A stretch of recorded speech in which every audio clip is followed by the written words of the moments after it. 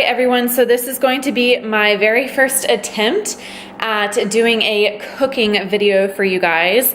Like I mentioned in my vlog, well, I don't know if this is going to be posted before or after my vlog, but I'll just say it now.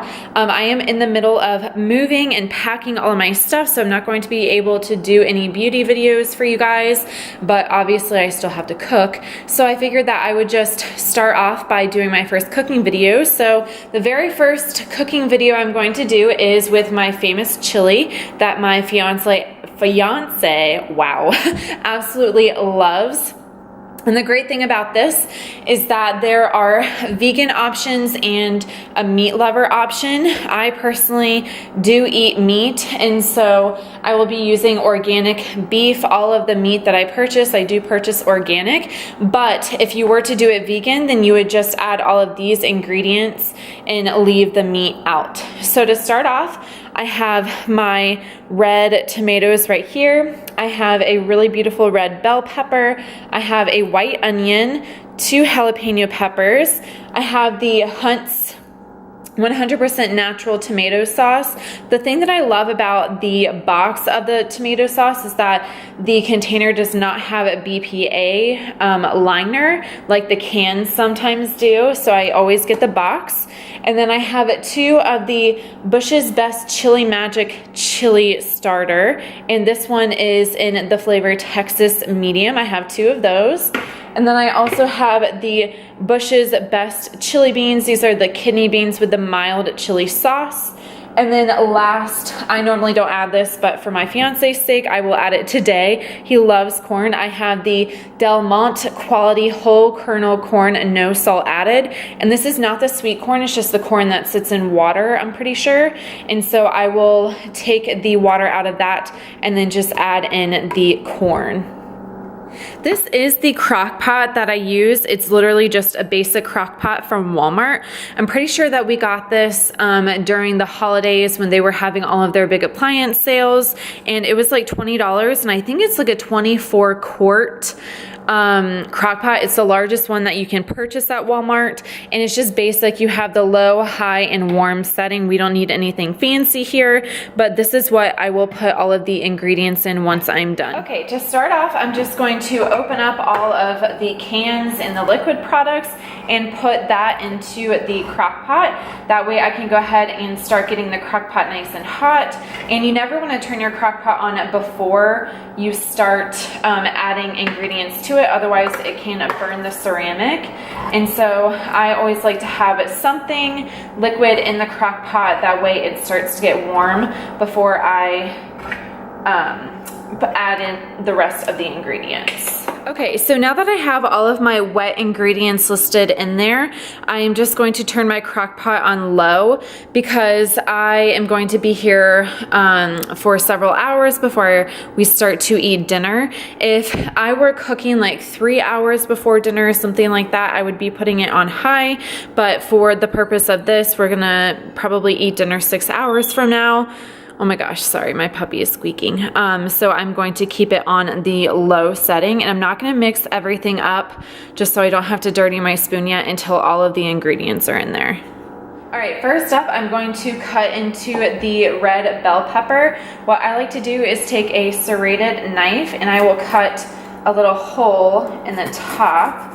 My knives aren't very sharp right now. That's something that we put on our wedding registry, so I'm excited to get those. But I just cut a little hole like this, and then I will take the center out, and then I will dump the rest of the little seeds in there in the trash can. All right, next I'm just going to cut the bell pepper in half like this, and then I'm going to cut it in half again, or in quarters. And then this little extra part right here, I'm just going to cut that out on all of the different pieces. Okay, so now that I have my 4 different pieces, I'm just going to cut those up into thinner pieces, and then I'm going to dice them as I go. So I'll cut it like that, and then just dice it into little cubes.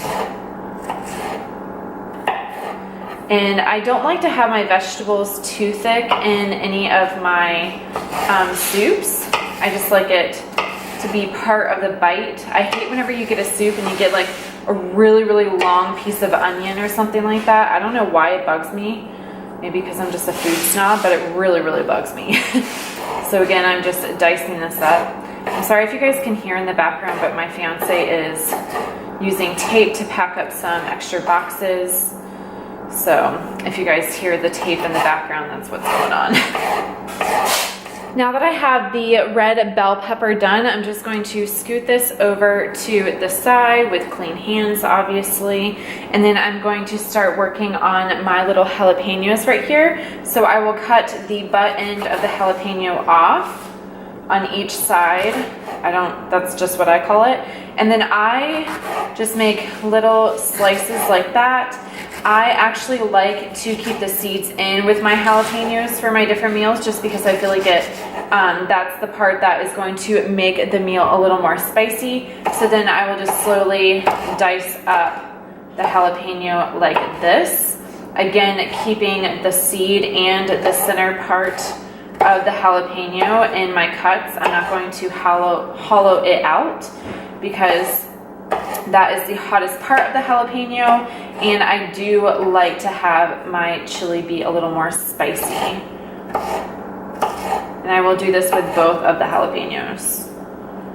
And one thing I will say, whenever you are cutting jalapenos, try not to get your hands all over it. And then right after, you need to wash your hands immediately, because the juices from the jalapeno can really sting your hands. One time I got it so bad, I literally felt like my hands were on fire. Sometimes you'll get jalapenos that are just more ripe than others, and their juices will sting really, really badly. Okay, so I went ahead and added the red pepper and the jalapenos to the sauce. Next up, I'm going to take the white onion and I'm just going to cut off both ends, so that way it's easier for me to peel. And I don't really know a good trick to like not cry while you're cutting onions. It doesn't really affect me that badly unless I get really, really close to it. So I'm going to try to keep my distance as much as possible with this thing.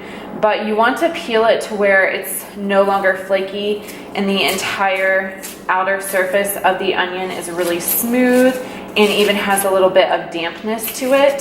So this is what it is going to look like. It's going to be completely white all the way around. You just want to make sure that you get all of the little pieces off, and then that's when we can go ahead and start cutting. Okay, so now I'm going to show you guys my favorite way to cut an onion if you want little tiny slices of it or little cubes of it. So what I like to do is just slowly start to take my knife and cut little tiny rows as far down as I can without getting all the way down to the end of the onion. And then I will turn it and just keep going like this. This one's like really giving me some trouble right now.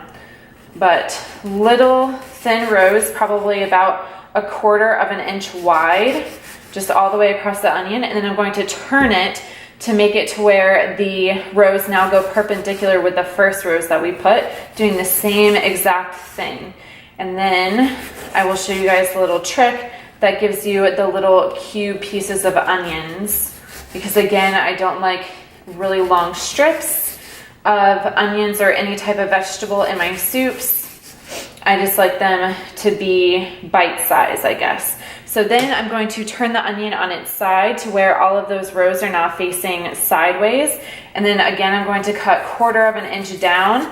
And as you guys can see, it's going to start flaking off into little cubes. So you really want to make sure that you're holding the onion together. Otherwise, it'll just be like a total disaster. So hold it together as firmly as you can. Obviously, don't cut yourself if you can help it. And you're just going to get the nice little cubes that you guys are seeing right here. This is my favorite way to cut tomatoes and onions. It just gives you the perfect amount in terms of the size. Okay, so now I am going to cut up the last vegetable, which is the little tomato. And I just realized that my other tomato was rotten, so I'm just going to be cutting up one. Normally, I would use 2, but obviously I don't want any rotten tomatoes in my chili. So again, I'm just going to use the same method that I did with the pepper. or not the pepper, with the onion. Just cutting rows like that so that we can get the nice little squares. And then we will cut it sideways from there. So now I'm gonna turn it on its side and then slowly start cutting. And as you can see, like a lot of them will just fall out, which is really nice. You don't even really have to do hardcore cutting. It's just going to fall neatly. And you can make these rows as thin or as thick as you want. And then whenever the rest of the tomato is done, I'll just flip it over and cut, and then I will dice, because normally I do this with the round tomato, but we ended up grabbing one of these instead, so I'm going to have to dice it since it is oval. I'm not even sure like what kind of tomato this is, but we're just gonna roll with it. All right, you guys, so all of the vegetables have been added. Now I'm going to add in my different spices just so that these can start soaking into the veggies before I start cooking the meat. However, if you are vegan or a vegetarian, this is where I would obviously suggest that you stop, is with adding in your different spices. I don't have like an actual list of how much to add in terms of the spices. I just kind of go with it and just throw in whatever I think is gonna work. I don't have like teaspoons, quarter teaspoons or anything like that, but I will tell you what spices I do add. And again, you don't have to get the same brand because they're just individual spices. They're not like meddled together. So this one is by Spice Islands. It is paprika. So I add a little bit of this in there, not too much. I would probably say like a teaspoon of this. I'm just trying to give you guys like approximations of what I add in. I wouldn't necessarily go by this depending on whether or not you like the different spice. And then I use the McCormick ground cayenne red pepper. This is going to add a little more heat to it. It's not necessarily going to make it like, oh my God, this is like burning my mouth, but it is going to add a little more heat in terms of spiciness. And then I add a little bit of ground cumin, however you want to say it. Again, this is by McCormick. I just grab whatever spice looks good to me whenever I'm in the grocery store. I'm not partial to McCormick or anything like that. Most of the time it's whatever one Kroger or Publix has on sale, but I love ground cumin and it is really good for you. And then lastly, of course, I add in some chili powder. This one is hot and savory. There are different types of chili powder that you can get, different levels of hotness and stuff like that. My fiance and I do really like spicy food, and so we tend to go with the ones that are more hot or spicy. And this one's by Private Selection. But again, you really just get whatever one is on sale. That would be my advice. So I will add my arrangement of different spices to the meal. And then if you are vegan or vegetarian, this is where you would stop. I am going to be, again, cooking this for 6 hours. So I'm going to be putting it on the crock pot for 6 hours. If you are like 3 or 2 hours, I would recommend cooking it on high and then about 30 minutes before putting it on the warm setting. Okay, so for those of you who are interested in eating or adding meat to the chili, I'm using the Simple Truth natural ground beef. Again, this is organic and it doesn't have any antibiotics or hormones added to the meat. And it is 80% lean and 20% fat. Normally I go with a 90% lean, 10% fat, or 95 and 5%, but this is the one that my fiance grabbed. He prefers this, so I'm just going to roll with it. And one thing I will say is if you have a ceramic or a Teflon coated little hand thingy-majig here, you definitely want to always use wood or some sort of plastic utensil, because you never want to use metal on ceramic or Teflon just because it is going to scrape your pan. You always want to go with the wooden version. And I prefer cooking with wood over plastic anyways, just because there's so much crap in plastic these days, you never know. So I always just go with my wooden set. And for the ground beef, I do make sure to dice it up really finely for the chili so it's not huge chunks of meat. All right, guys, so this is the finished product. Now I'm just going to mix everything together so it is nice and distributed evenly throughout.